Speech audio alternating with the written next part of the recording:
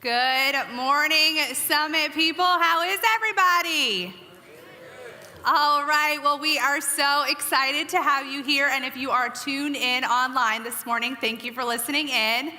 Well, it is March. We are in the madness of it. And I have to tell you guys, right before the NCAA tournament started, I got my husband to fill out 2 brackets for me for my work pool. And I thought we were going to fare pretty well. But after the first weekend, done, toasted, completely busted. But I mean, let's be honest, who even has a decent bracket at this point? Anyways, show of hands, anybody? No? Better luck again next year, right? Well, speaking of March Madness, what is this crazy weather that we have going on? Last time I checked, it was March 25th, and we had snow on the ground this morning. I don't know about you guys, but I'm ready for spring. Yes. All right, well, if you're a first-time guest and it's your first time joining us here at the Summit, welcome. We are so excited to have you here. Make sure that after the service, you find somebody in a bright yellow t-shirt. It's gonna say guest services on it, and they are gonna give you this awesome campfire mug. So make sure you find them out on the patio after the service. They can also answer any questions that you might have. All right, well, it's that time. I got the band here. They're ready to play for you guys. So everybody get up off your feet and let's sing along with them. Well, we are excited to see that you would brave the spring snow to be with us this morning. I hope you're ready to sing out. Why don't you put your hands together like this? Come on. Now the darkness fades. It's a new beginning. As we lift our eyes to a hope beyond, all creation waits with an expectation to declare the reign of the Lord our God. We will not be moved when the earth is swayed, for the risen one is overcome, and for every there's an empty grave, for the risen one is overcome. Now the silence breaks in the name of Jesus, as the heavens cry and the earth responds. All creation shouts with the voice of triumph to declare the reign of the Lord our God. Here we go! We will not be moved when the earth is swayed, for the risen one is overcome. And for every fear, there's an empty grave, for the risen one is overcome.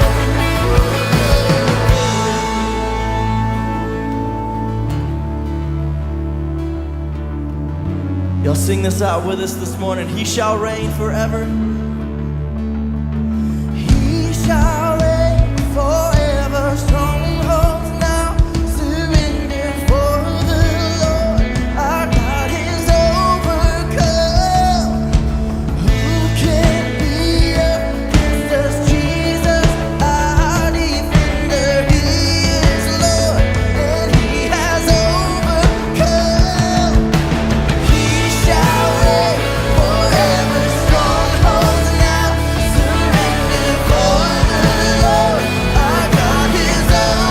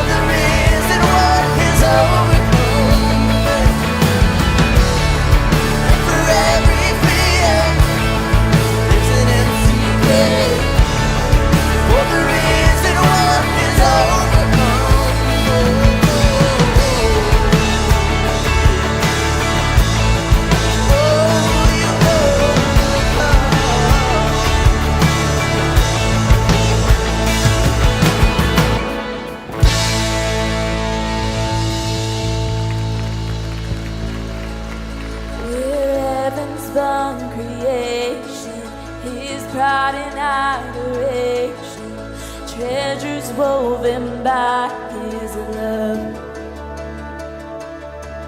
His careful hands, they hold us safe within His promise of calling and of destiny. We're heaven's spun creation, His pride and adoration, treasures woven by His love. His careful hands, they hold safe within His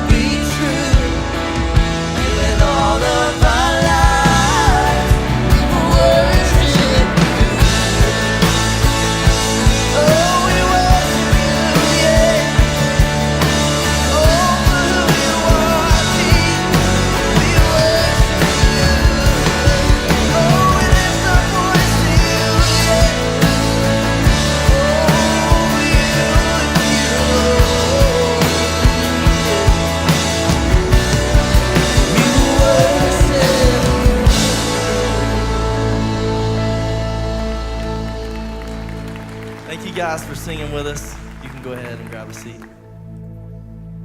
Some of my favorite lyrics are in that song. There will never be a day that you weren't by my side, and there will never be a day that you let me fall.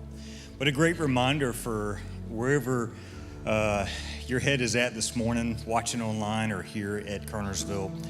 What a great reminder that God is for us and not against us. And, you know, one of the things that we believe very strongly at the summit is that Jesus doesn't just want something from you, like your heart and your devotion, but he wants something for you. And a great example of this is in the last 9 weeks here at our Kernersville location, we've had a group a small group going through something called Financial Peace University. I don't know if y'all know what that is, but it's a group where folks are studying the scripture and they're trying to figure out how God's word can help them in their personal finances. And what's been truly amazing is that of these 9 weeks, this group collectively has paid off in 9 weeks $102,000 worth of debt.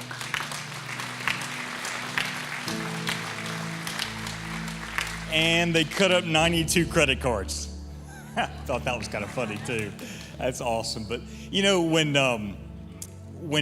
Krisha, when my wife and I think about why we give financially to the summit, when we think about why we pull out our app and we give online once a month, twice a month, however we do it, she takes care of all that.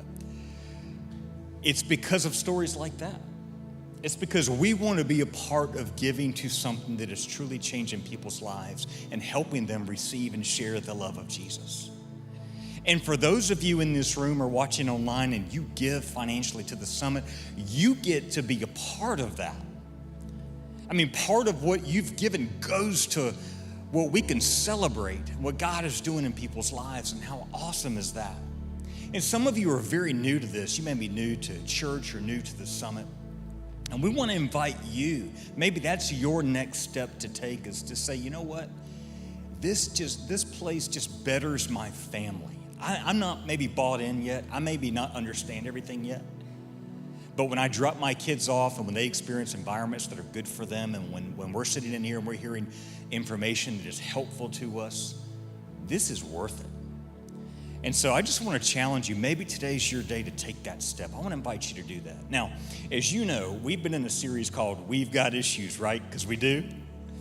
And a lot of the things that Pastor Jonathan has said to us over this whole month, I know have deeply challenged me, and I know they've deeply challenged you. So I want to say thank you so much for being here. Thank you so much for watching. And our prayer today is that God is going to speak to all of us in this room as we wrap up this series. So thank you so much for being here.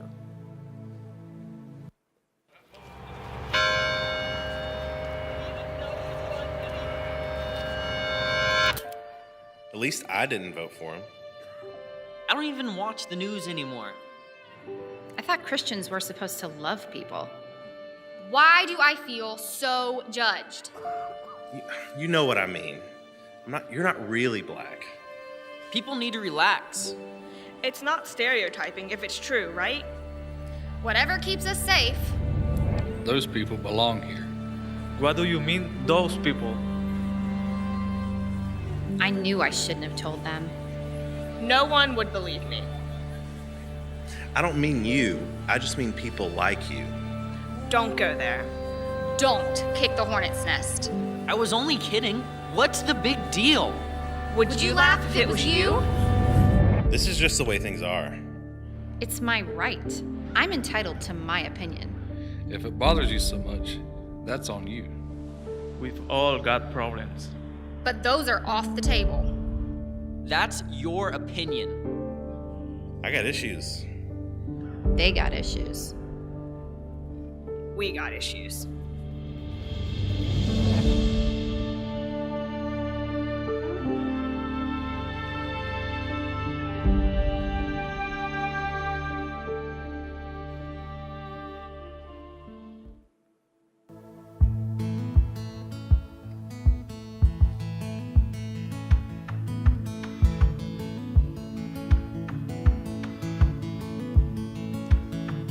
Dear Hate,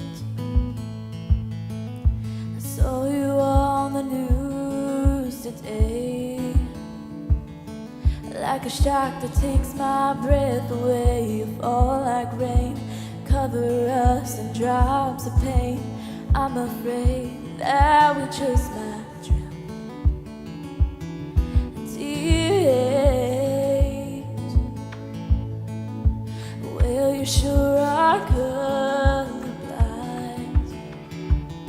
Your kisses are coolest kind.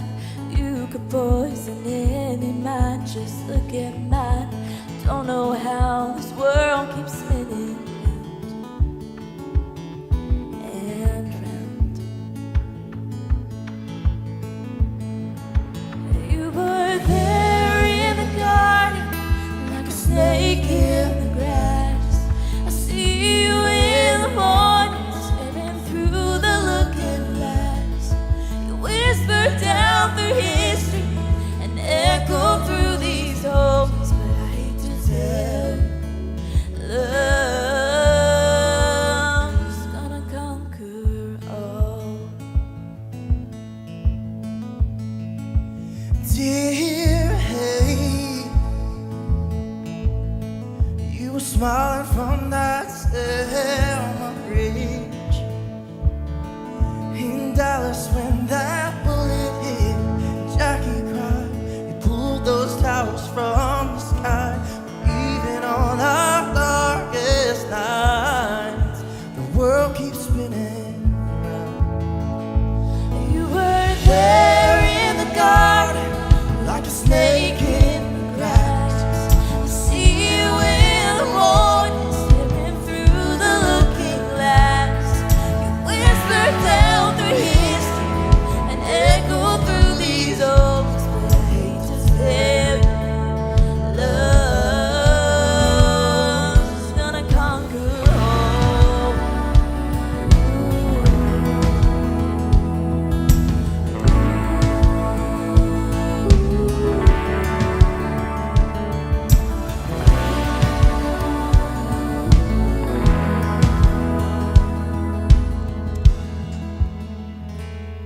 Dear love, just when I think you've given up, you were there in the garden when I ran from your voice.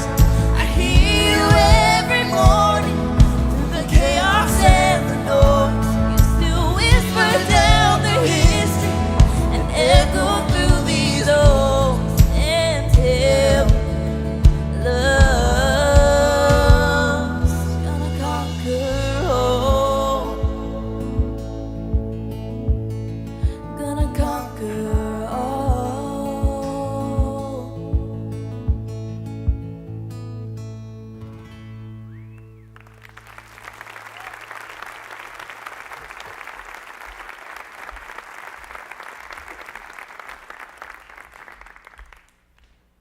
"18 years ago, if you can remember back that far, to the world crisis that never happened." Remember the Y2K thing? Yeah, remember that? People freaking out. Not quite sure what's going to happen. The computers weren't programmed to handle going from 1999 to 2000, right? Because evidently the computers that were around when it went from $9.99 to $1,000, those computers did fine. But we were freaking, about 2 o'clock today, somebody's going to be like, wait a second. Anyway, we're not quite sure what's going to happen. Now, and I'm not one to freak out about that kind of stuff, but a lot of people were. Stockpiling food, essentials, building shelters. There was a guy in our local area, bought a school bus, an old school bus, and buried the whole stinking thing so that he could live underground when the lights went out and all that kind of stuff. And I'm not much for that kind of stuff, but it affected me too. I mean, I was starting to think, I hope it's all good. See, my wife, Donna, was halfway through her pregnancy with our second child, our second daughter, And I don't know if you guys have had this experience, but when there's a pregnant woman in your house, y'all worry about stuff a little bit more than you typically do. People get a little bit more on edge. I don't know, maybe it was just us. But you're like, what's going to happen? What's going to happen? I'm going to, I give birth. There's no electricity. And so we had some stuff around the house, not that I would know how to do anything that needed to happen. But I can tell you when the ball dropped, I'm with everybody else. I'm like, 5, 4, 3, 2, 1. Lights are still on. Now, my sense of humor, I thought about going outside and kicking the main breaker just for fun. Kicks and giggles. It's funny now, though, right? It's funny looking back. I'm not sure if that would have been too healthy for my marriage then, right? With the wife being pregnant and all. But anyway, that's how my stupid, messed up mind works. But it ended up being nothing.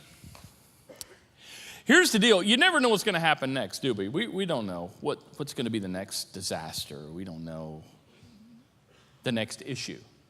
We don't know the next problem. But we know there will be one. We're not quite sure what our nation or our country is going to face next, but we are all human, and so we all get anxious. We all get anxious a little bit. Worry about it. What's going to happen? You might be thinking, because you have a little extra Jesus than the rest of us, well, not me. I have faith. We're glad you're here. But you're also not numb, so you feel things, right? And we have absolutely no guarantee of what tomorrow will bring as far as the issues, the tragedy, the disasters that we face. And I don't know if you've noticed this, but I feel like we are living in a world where anxiety is at an all-time high. It's hit a new fever pitch. And I'm not a very smart man, but I think I've figured out why one of the things that is making this to be so. Years ago, if something bad happened, you only knew about it if it happened in your local neighborhood or in your local community or somewhere close to you. But nowadays, because of technology, when bad things happen across the world, we know about it. Think about it. You only knew about an earthquake if it hit close to home. You only knew about a tornado if it came down your street. You only knew about a hurricane if it hit the Gulf Coast if you were living on the Atlantic, if you were living on or had a family member or somebody you knew, and then they called you, and then you had to wait as long as no one else was using it. I mean, if there were bad guys around, you only knew it if they were in your neighborhood or your local area. If there was a tragedy, you didn't really know about it unless it was close to home. But nowadays, we hear about all the bad guys. We see all the tragedy, every earthquake, every hurricane. It's all worldwide brought right into our living rooms, right onto our own phones, our own computers, and we have to wrestle with all of it worldwide. And I'm not so sure if we were ever meant to carry that kind of load. No wonder we're anxious. But that's the reality. That's the world that you and I live in. It's a fallen world. It's really, really messed up. And the issues keep changing, right? The list of things that are going on, it keeps adding to itself and adjusting. And sometimes there are new things that happen that we haven't thought about worrying about yet. We're not quite sure what the next breaking news thing is going to be. I took about 5 minutes a couple of weeks ago and I just made a quick list, just a quick list. Here's what was on my 5-minute list. Politics. Wow, what a mess. Addictions. Do you know the opioid addiction is so far out of control, we don't even really know how to talk about it yet. Because we're not even really sure how big it is yet.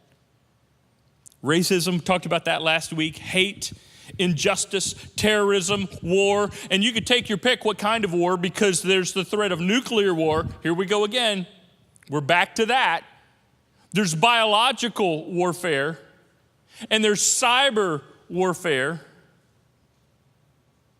There's the whole thing with the climate I'm not making a statement. I'm just saying people are talking about it all the time, and it's got you wondering, man, is there anything to this or not? No, there's not. Yes, there is. I don't know, but it's stressing us all out.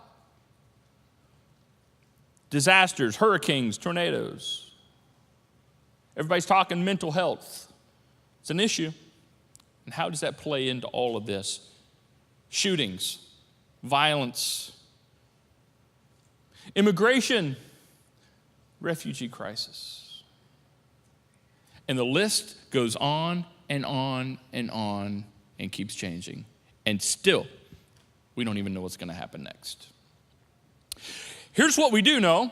As we've seen over the last 3 weeks, and we will come back to it again because it lays a foundation for us to build on, regardless of what the issue is, regardless of what's next, regardless of what the next tragedy or circumstance is, we must remember that issues are really about people. Always, always, always, always, ultimately about people. And especially important for us as we wrap up this We Got Issues series today, we must remember that we are Christians first. We are citizens second. Even if you're not a Christian, you would agree with this. Even if you're not a follower of Jesus, you would agree that if you're a follower of Jesus, that should override everything else in your life, and who you are as a follower of Jesus should dictate and determine your behavior as a human being, much less as an American citizen. See, we got to remember, Christians, who we represent when these things happen. When the issues occur, whose name we carry, and as a result, how we should live accordingly. Back in the 1990s, you may remember this. This is kind of like go back in time day, the Y2K, but before that, back in the 90s, if you were around, and even if you weren't around in the 90s, some of you were really young, you probably have seen this, because every now and then, the Christian world will enter into the marketing world in just the right way, and they will stumble onto something that really gets hot. And whoever came up with it makes a lot of money and that kind of thing. But the Christian world kind of is always on the fringe of this thing, and every now and then they'll come up with something that really sticks in culture, and especially in Christian culture. I don't know if you remember the WWJD thing. Started out with a bracelet. It was a little leather bracelet and had some little white cubes, kind of like dice, but they weren't dice because we were Christians, right? So it's just WWJD, which stands for, what would Jesus do? What would Jesus do? What would Jesus do? And it became a bumper sticker. And then there were t-shirts, and some of you are like, I just bought that t-shirt yesterday. Welcome to the 90s. We're glad you're hip now. But it was a phenomenon, right? What would Jesus do? And was nothing wrong with it. It actually sparked great conversation. But it had its limits. And let me get to that going a different way. In the 90s, I was in seminary. And my favorite seminary professor was Professor Tom Howe. He taught Greek and Hebrew. Actually, Eric, our executive pastor here on staff, we met just a little bit before there, but we really got to know each other in his classes, in the Greek and Hebrew classes. And this guy had a fantastic sense of humor. Dry, sarcastic sense of humor. A lot of people didn't get his jokes, but it was exactly what you need if you teach two dead languages, Greek and Hebrew. And so, like, one day, the first class I ever had, at the beginning of the class, a guy walks up, hands Professor Howe a cup of coffee. I guess trying to get on his good side, kiss up a little bit, and here you go. And Professor Howe said, thanks. And he walked out of the room, and he stopped and said, I'm just going to the toilet to pour it down, cut out the middleman, because that's where it's going. I thought that was hilarious. It's great. It just goes right through him kind of thing. And you're like, I don't get it. One day he came in, he grabbed at the beginning of class, before he said anything, he grabbed a marker and just drew a straight line on the whiteboard. Didn't say anything about it till about 5 minutes later, and we're all just dying, like, what's going on? And he said, sometimes you just have to draw a line somewhere. yeah, somebody over there. I thought it was funny too. But this is what he said. Professor Howe said this whole WWJD thing, he said, it's not really the right question. It's not really, nothing wrong with it, but he said, you can't do what Jesus did. What would Jesus do? I don't know. He may walk on water. Give that one a shot. What would Jesus do in this situation? I don't know. He may heal a blind man. Take a crack at that. What would Jesus do in this situation? I don't know. If he's at a funeral, he may raise a man from the dead. He has done those kinds of things. So he said it's not really about what would Jesus do, because you and I can't really do all the things Jesus did. He said the better question is this, and I'll share it with you. What would Jesus have me do? He said, but then that won't fit on a bracelet so nobody makes money. WWJHMD. Too long, not short enough. But that's the question. And that's the question that you and I must begin to wrestle with in response to all of these issues, all the ones we've talked about, all the ones that we haven't talked about, and the ones that we don't even know to worry about yet because we don't know what the next breaking news is going to be. But whenever it breaks and whenever it happens, if we could settle in on this question, people who are Christians first, citizens second, what would Jesus have me do? Let me go ahead and tell you what the answer to that question always is. And it may look a little different from time to time, but it's always the most loving thing. What would Jesus have me do? How would Jesus have me respond? What would Jesus have me say? Always, always, always the most loving thing. In the first century, the Apostle Paul was writing to a group of Christ followers, and he wrote to them about this topic of love in what has now become known as the love chapter, 1 Corinthians 13. It's used in weddings, sometimes at funerals. It's fascinating stuff. And I love to teach through this chapter anytime we want to talk about what love looks like in any context. In any context. And for us today, trying to think about all of the issues that are going on in the world, and we're not even sure what the next ones are going to be. How should we respond? What should we say? What would Jesus have me do? You do, us do. Always the most loving thing. Well, what does that look like? Well, let's look. As Paul writes and God teaches us, if I could speak all the languages of earth and of angels even, but didn't love others, I would only be a noisy gong or a clanging cymbal. Do you know somebody in your life that when they open their mouth, it's just like a noise, just like you just want to say, close it, right? We all have that person. And stop looking at them. That's kind of rude. You are in church. Paul said, if I could perfectly communicate, if we could perfectly communicate, if I could speak all languages, and when words came out of my mouth, if everybody understood everything I was saying, if I had perfect communication, and after perfectly communicating, if I realized that I had not done the most loving thing, it would have been a waste. And basically, what have been coming out of my mouth would have been useless and worthless, and people would have every right to be like, could you just close your mouth? This is big. He goes on. If I had the gift of prophecy and I understood all of God's secret plans, and I possessed all knowledge, in other words, if I knew everything about everything, and I knew all of God's secret plans and purposes, and if I knew the mind of God, and he said, if I had such faith that I could add to that and I could move mountains with my faith, but I didn't love others, if I didn't do the most loving thing, I would be nothing. It's a big statement. So he starts with saying, if I could communicate perfectly about all these issues, apply it to whatever context you want to apply it to. He's just talking about love.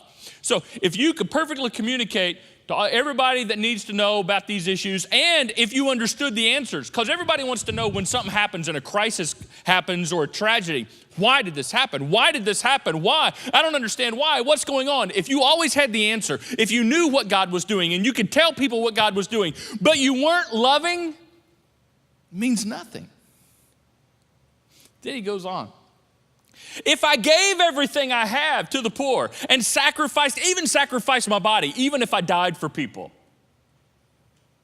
I could boast about it. In other words, that would be impressive, and people would probably applaud. But if I didn't love others, I would have gained nothing. In other words, if I could perfectly communicate but it didn't love, Nothing.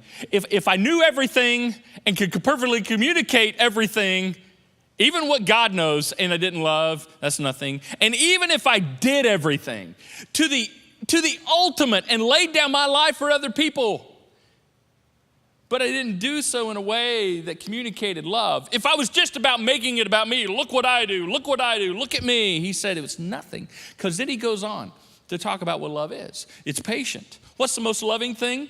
It's patient. It's kind.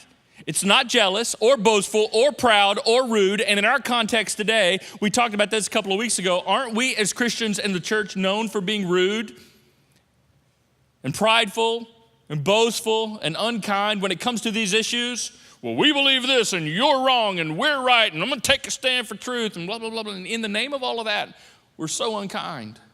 But that's not love. That's not what the most loving thing is. It does not demand its own way. The most loving thing does not demand its own way. What about my rights? What about my voice being heard? What about what I need? That's not the most loving response. And it's not irritable, and it keeps no record of when it's been wronged. In other words, the most loving thing is never reacting out of anger or frustration when you've been treated with injustice, or someone has been unkind to you, or you've been treated unfairly, or someone has made a false assumption or a false accusation. The most loving thing is never to respond, react in that way. However, he does clarify, it does not rejoice about injustice. Love rejoices whenever the truth wins out. So for those of you that say, man, I'm just so sick of hearing about love. I come to the summit and y'all talk about love all the time. Love is so lightweight. Love is so easy. Love is so cushy. And it just, all y'all want to talk about is love, love, love, love, love. Here's the deal. Love will kick your butt if you want to look at it thoroughly and honestly. Because love rejoices when the truth wins out. Love doesn't sweep things under the rug. Love is honest. Love is like, this is truth. Whether it's hard to hear or not, it's truthful. And so just because we're loving doesn't mean we won't deal with truth. We will deal with truth. But we'll also do so with grace, because he goes on. Because love never gives up. That's grace. Never loses faith. That's grace. Is always hopeful and endures through every circumstance, which also includes every issue, even the one that is most offensive to you. And everybody's got their little pet issues, right? I mean, there's all kinds of issues in the world, and you're like, yeah, that one's bad, but that one doesn't really bother me. But this one right here, and everybody's got their issue that you just said, yeah, that one. What's the most loving thing for you to do when that issue comes up? What would Jesus have me do? He finishes it with this. He said, right now, I see things imperfectly. Now we see things imperfectly. In other words, I don't know what's going on, and I can't fully explain it like it's a puzzling reflection in a mirror. But then one day in the future, talking about heaven, we will see everything with perfect clarity. But until then, it's like pieces of a puzzle. I'm not quite sure what I'm looking at, and I'm not quite sure how it all fits together. I see imperfectly. I'm glad he feels this way, because I sure feel that way, and I know you feel that way. But he bottom lines it with this. 3 things last forever. No matter what issue, no matter what you're facing, 3 things is what people care about. There's basically 3 things that people want to know about faith, hope, and love. People, don't we need faith? Yeah, we talk about faith. Everybody wants to talk about faith when these crises come and tragedies. About faith and how people need hope and they need something positive. And I agree, and that's powerful. But then there's love. And he said, of the 3, the greatest of these, the most important of these that drives everything else, and you got to come back to, is love. What would Jesus have me do? Well, it's the most loving thing. I don't know what's going to happen next. I don't know what the next circumstance will be, the next tragedy, the next disaster, but it's coming. And when it gets here, you and I need to wrestle to the ground this question. What would Jesus have me and you do? And what does the most loving thing look like? You know, the best place for you and I to be is always standing for the needs and rights and benefits of others. Let me say that again, and I want to explain it. Especially as a Christian, the best place for you to be in any issue or when any tragedy strikes, the best place to be found is standing in the corner of the needs and rights and benefits of other people, because we are followers of Jesus, and that's what Jesus did. It is so unattractive and off-putting to see a Christian and hear a Christian arguing and debating and fighting for their own rights and their own benefits and to have their own needs met. And what about me? And what about my voice? And what about Christians? And what about Christians? And what about Christians? See, the problem with that is Jesus did the exact opposite. And we are followers of Jesus. This is not a Christian world we live in. It is way past time for us to wake up and see reality. Jesus, the most powerful person in the universe, came to earth and leveraged his power and leveraged his influence for the needs, rights, and benefits of others, to the point of giving himself on a cross for the sins of the world. Talk about meeting somebody's need. And we celebrate that, right? We celebrate, and this is Palm Sunday. We celebrate what Jesus has done. What did he do? All of his power, all of his influence, he leveraged it for others, not himself, never for himself, never to make a name for himself, never to serve his own needs, always for the greater good of what he could do for the world as the Savior and only Savior of the world. And we call ourselves Christians, followers of Jesus. So what would Jesus have me do then?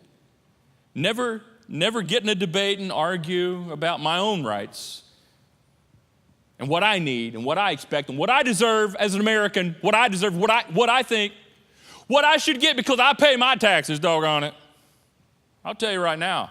No, it's the wrong attitude, wrong attitude. Always argue for the rights, benefits, and needs of others. Because that's what love does. Always the most loving thing. And we're going to have so many opportunities to do that. Let me just tell you what that looks like. I don't know what the next tragedy is going to be. I don't know what the next issue is going to be, but you look at it and you watch and see that if within hours after it occurs, this is fascinating how this happens. I've not quite understood this. Regardless of what the tragedy is, regardless of what happens, what hits breaking news, especially if it's big and heavy, within hours, not days, but hours of it happening, regardless of what it is, news media outlets will find a well-known Christian, put them on the air, and say, "What do you think? This just happened. What do you think? What do you say? You're a Christian? What do you think God says?" You ever notice that? Notice it, because it happens every single time. And I'm like, how odd. Why would they do that? Why would they want to know what a Christian thinks? They don't believe what Christians believe. They don't care what Christians think. They make fun of Christians. I'm talking about the media in general. Now, I am assuming a lot here. I am generalizing, but I don't think it's an unfair, and I don't think it's untrue. I think it's spot on. As a matter of fact, Christians are typically the butt end of the joke. Now, we're not victims, but that's just reality. And yet you want to know what we think? You know, it's what Billy Graham was so great at back in the day before he got sick. If you remember, they always found him. Said, "Dr. Graham, what do you think?" He was always so good, masterful at just bringing it back to Jesus every single time. Do you know why I think culture does that? Do you know why I think media does that? A world that doesn't believe what we believe and even care about what we care about as followers of Jesus, because deep down, everybody finds themselves turning to God for direction, whether they believe in God or not. right? Whether they know exactly what it is they're asking, they find themselves looking to God's people for comfort, and they will even say that. Do you have any words of peace that you can share with us? Do you have any words of comfort or hope that you can provide for our listeners? They'll actually say that because deep down they know. That just makes sense. So here's why I bring this up. What would Jesus have me do? What would Jesus have you do? The most loving thing. We have awesome opportunities. The next thing is going to happen, and I don't know what the next thing is, or maybe it's just another layer of the things that are already happening. And when that happens, people are going to look to you. What are you going to say when people turn your way? And they say, you're a Christian, what do you think?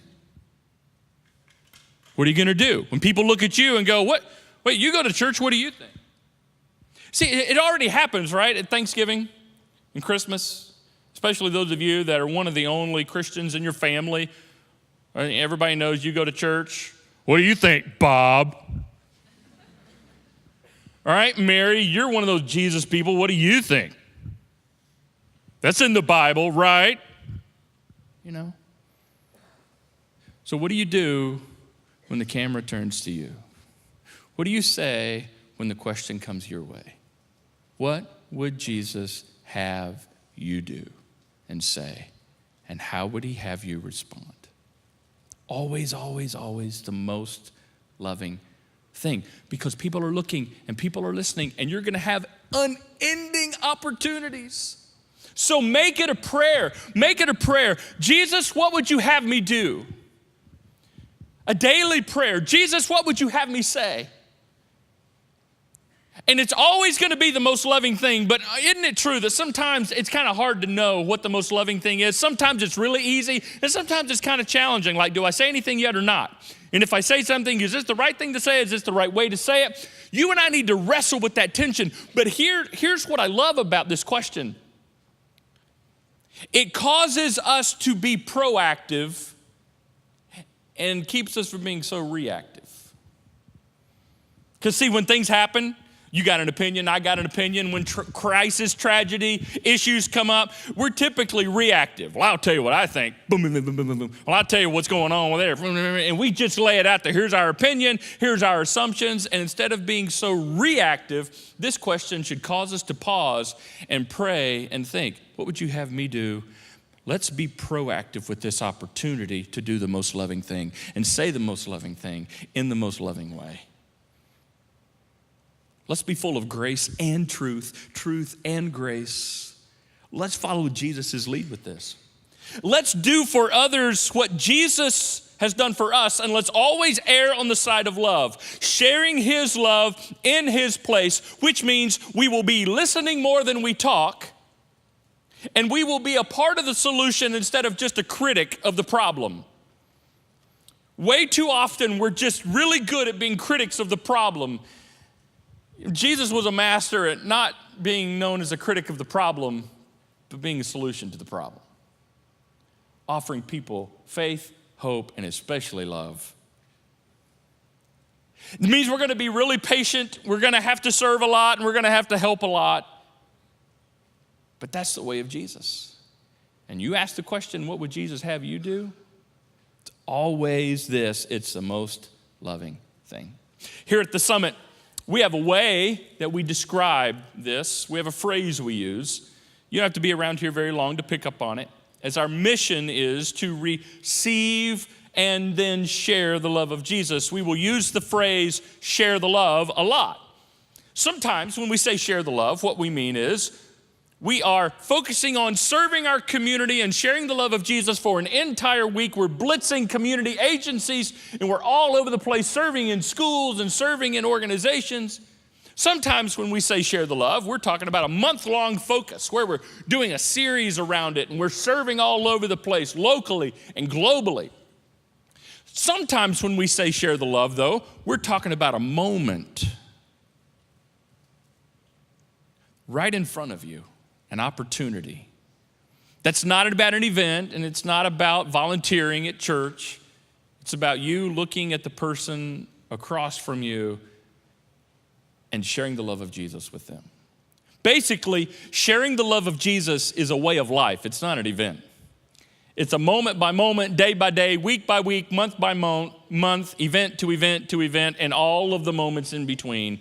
It's just the way we're supposed to live. So sharing the love of Jesus is always what Jesus would have you do, because it's always the most loving thing to do. We want to give you a tool to help point you in the right direction. This does not give you a box to check. This does not say it all. This does not complete it all. This is something that you can do to help point you in the right direction. On your way out, we're going to give you a card that we have designed for this purpose, and it says, "You matter." And on the back are the instructions, but basically, we want you to find somebody, maybe somebody that's been offended by one of these issues that we've talked about, maybe at the hands of your own assumptions and poor misjudgment. Somebody that you know that's been offended, someone that's experienced injustice, somebody maybe on the other side of the issue than you, someone that would never expect you to reach out to them because they don't believe what you believe and they don't live like you live. Somebody maybe that you just want to show value to because you know they've been hurt. Someone that you want to start a healing conversation with. Someone that you want to give this to, and you can put a card in here, a gift card in here. You do all kinds of things with this. Write a note. Someone you need to let them know, listen, you matter. Because the truth is, they matter to God just as much as you matter to God, which means they need to matter to you more. They need to matter to me more. You matter. See, that's what Jesus would have you do. That's the kind of stuff we're talking about. And it's that and so much more. The sky's the limit. It's always the most loving thing to do, always the most loving thing to say, always the most loving response. What will you do when the spotlight turns to you? What will you say when the question comes your way? What would you have us do, Jesus? And help us discover what the most loving response would be, regardless of what the issue is, regardless of what happens next. Let's take a moment right now and join with me as we ask God to help us see what Jesus would have us do. Father, may we be very careful to ask the questions that drive us to your heart and ask the questions that drive us to the kind of choices you want us to make. And in this messed up world where we got so many issues, it is just so overwhelming. Not just locally, but globally. We have to deal with all of it. May we wrestle to the ground what it looks like to do the most loving thing, because that's what you've called us to do. May we know that's going to be messy, and it's going to be hard, and it's going to take time, and it's going to be controversial. But it's what you did. You leveraged your power and influence as the Savior of the world on behalf of people like us. Father, may we follow your example and do the same. No matter what. As long as it takes, no matter what it means. In Jesus' name, amen.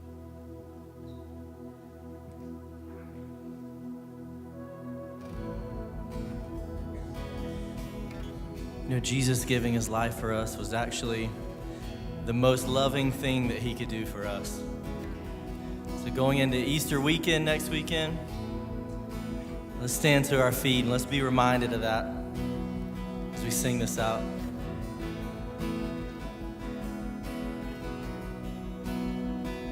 The head that once was crowned with thorns is crowned with glory now. The Savior knelt to wash our feet. Now at his feet we bow.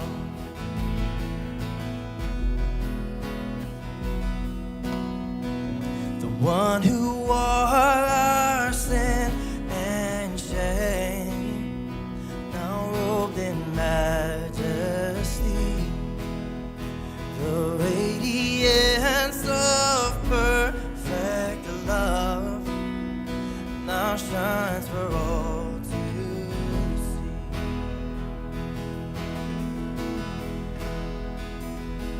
Your name is victory. All praise will rise to Christ our King. Your name is victory. All praise will rise to Christ our King.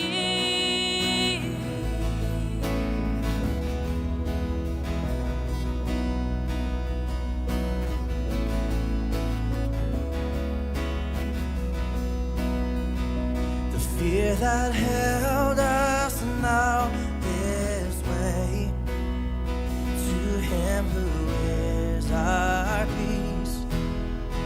His final breath upon the cross is now alive in me. Sing your name. Your name is victory. All praise will rise to Christ our King. Your name is victory. All praise will rise to Christ our King. Yeah.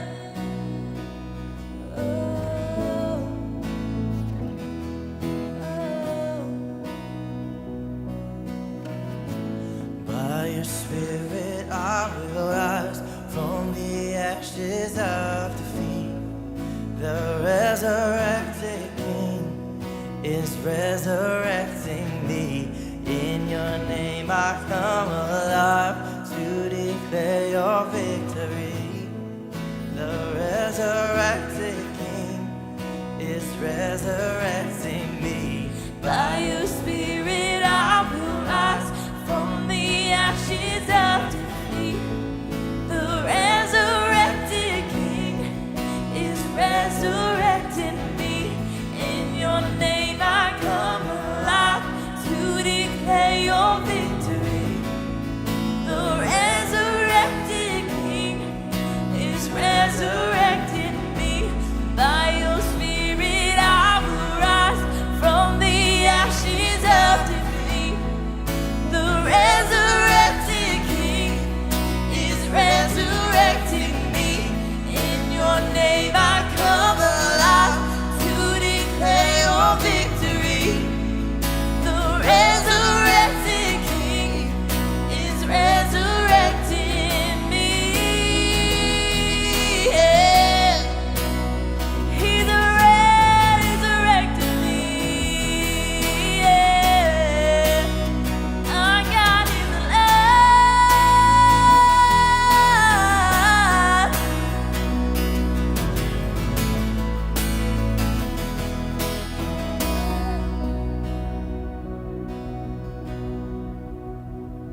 The tomb where soldiers watched in vain was borrowed for 3 days. His body there would not remain, 'cause our God has robbed the grave. Our God has robbed the grave.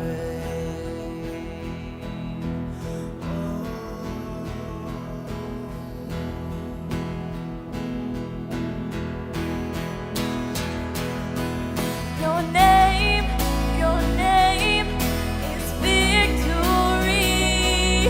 All praise will rise to Christ our King. Your name is victory.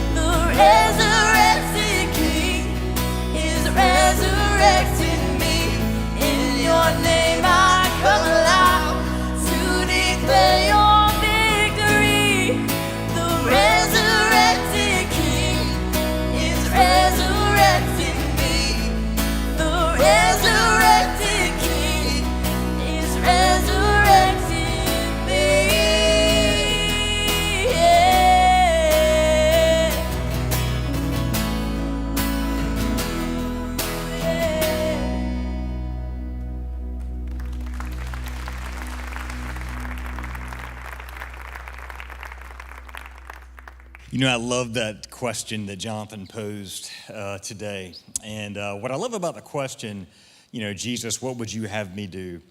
Is it keeps us living reactionary and proactive in the way that we think, in the way that we honor God. And so try that on for size this week. And if you're watching online, do the same. Hey, listen, before I let you go, make sure you pay attention to the screens. We've got our Easter services next weekend, Saturday at 3:30, 5, 8:30, 10, 11:30 on Sunday.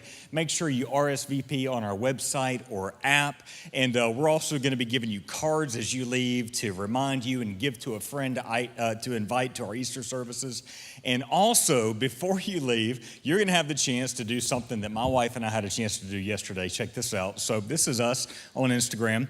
I learned a very important lesson as I had a picture of my wife and I taken.